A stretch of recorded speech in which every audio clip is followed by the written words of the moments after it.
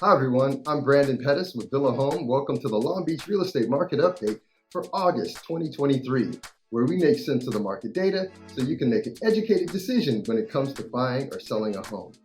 The average sales price in Long Beach is $896,998, up 3.5% from the average sales price in July and up 7.1% from the average sales price of August of last year.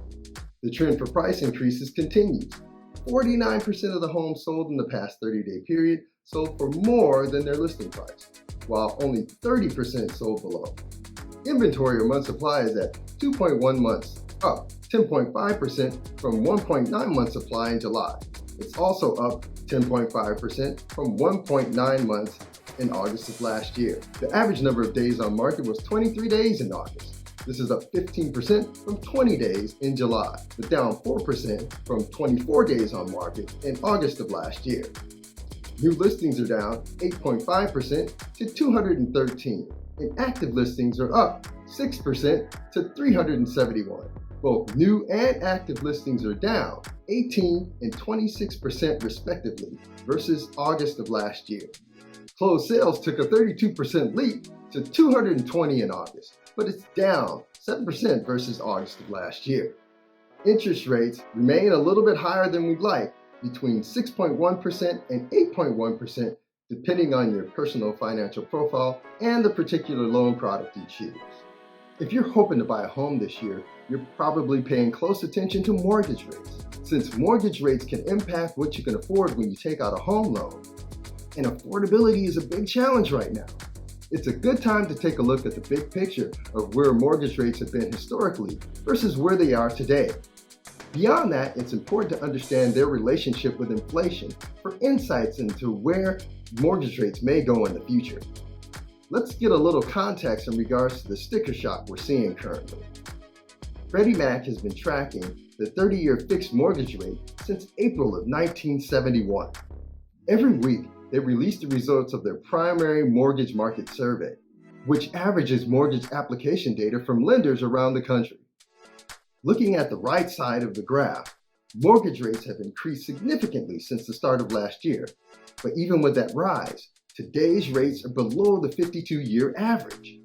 While that historical perspective is good context, buyers have gotten used to mortgage rates between 3 and 5%, which is where they've been over the past 15 years.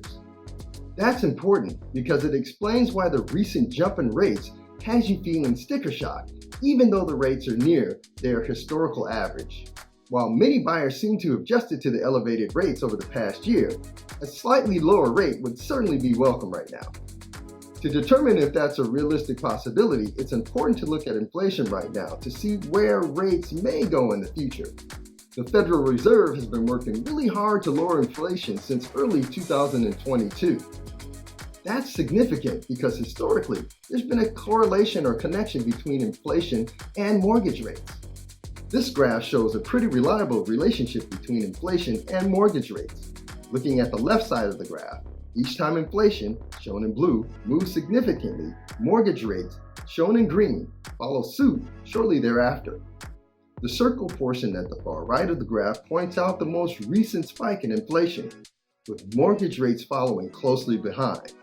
As inflation has fallen a little bit this year, mortgage rates haven't yet made a similar move.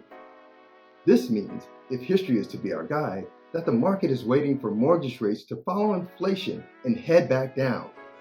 It's impossible to predict what mortgage rates will do for sure, but moderating or lower inflation means mortgage rates heading back down in the near future would fit a well-established trend.